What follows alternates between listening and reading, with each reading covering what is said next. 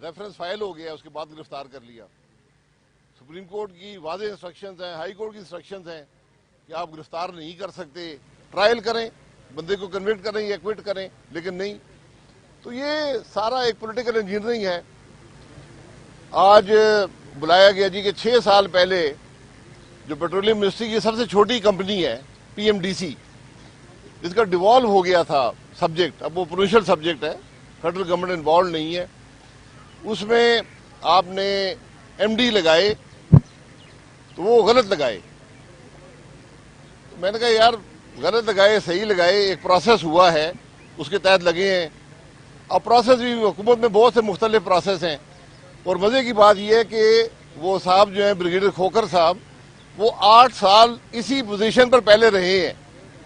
तो मैंने कहा यार ये तो इस्टेब्लिश होगा ना कि क्वालिफाइड है, तो क्वालिफिकेशन में मसला तो नहीं है। मैं कहा फिर कि जी वो ये रूल था तो वो रूल था। मैंने कहा रूल्स के तो ऑडिट पैरे बनते हैं। और आज पाकिस्तान का सबसे बड़ा मसला नैब के लिए ये है कि वो PMDC की 6 साल की पहले अपॉइंटमेंट ढूंढे कि कैसे हुई और क्यों हुई। मैंने कहा ठीक है, अगर कोई करप्शन हुई है तो आप बताएं। नहीं, करप्शन नहीं है, रूल्स की वायलेशन। मैं कहा कौन से रूल की वायलेशन है?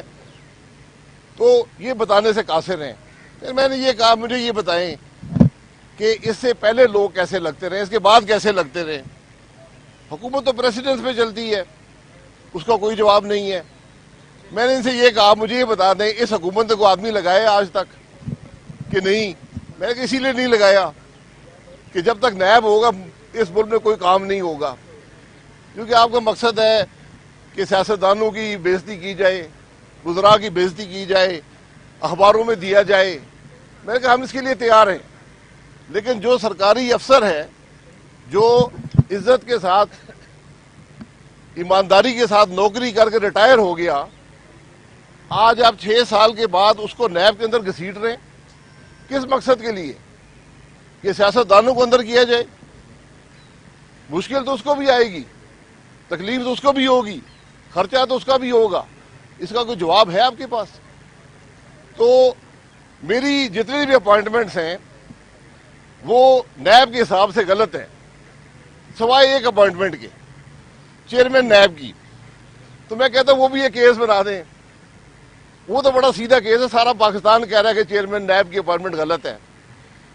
तो ये आज ये तमाशा इस मुल्क में लगा हुआ है, इस तमाशे को खत्म नहीं करेंगे ये मुल्क नहीं चलेगा। गिरफ्तारियां करनी गिरफ्तार कर लें, आपने पॉलिटिकल इंजीनियरिंग करनी है जरूर करें, लेकिन मुल्क को चलने दें।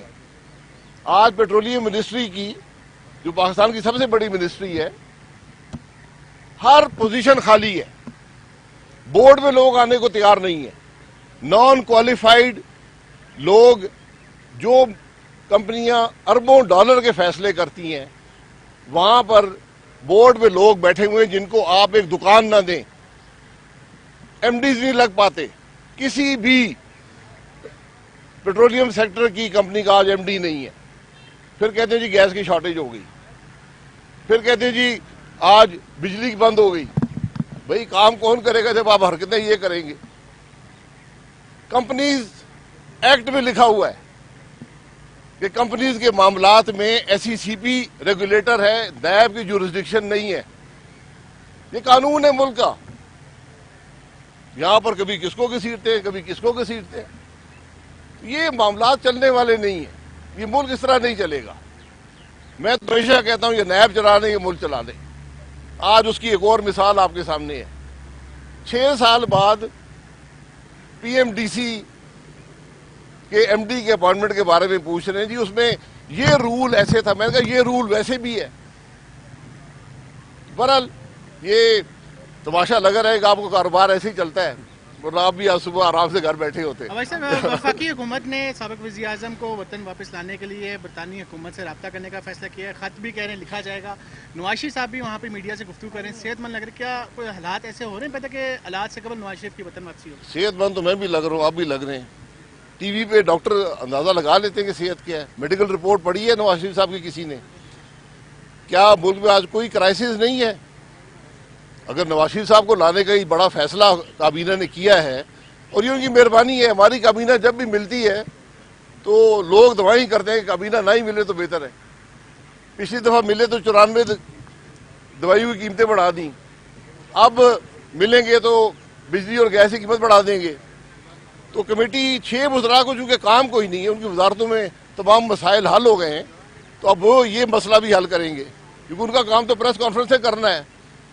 आप गिन लें, मैंने एक दफ़ा गिनी, कोई 175 प्रेस कॉन्फ्रेंसें इस हुकूमत के वजीर कर चुके हैं, 175 से ज़्यादा। एक को भी अकल की बात नहीं आती, हर आदमी दूसरा काम जानता है, दूसरे का काम जानता है। ये एक्स्ट्राडिशन ट्रीटी कभी पढ़ी है किसी ने? किसी को पता है कि क्या हो रहा है यहाँ पर?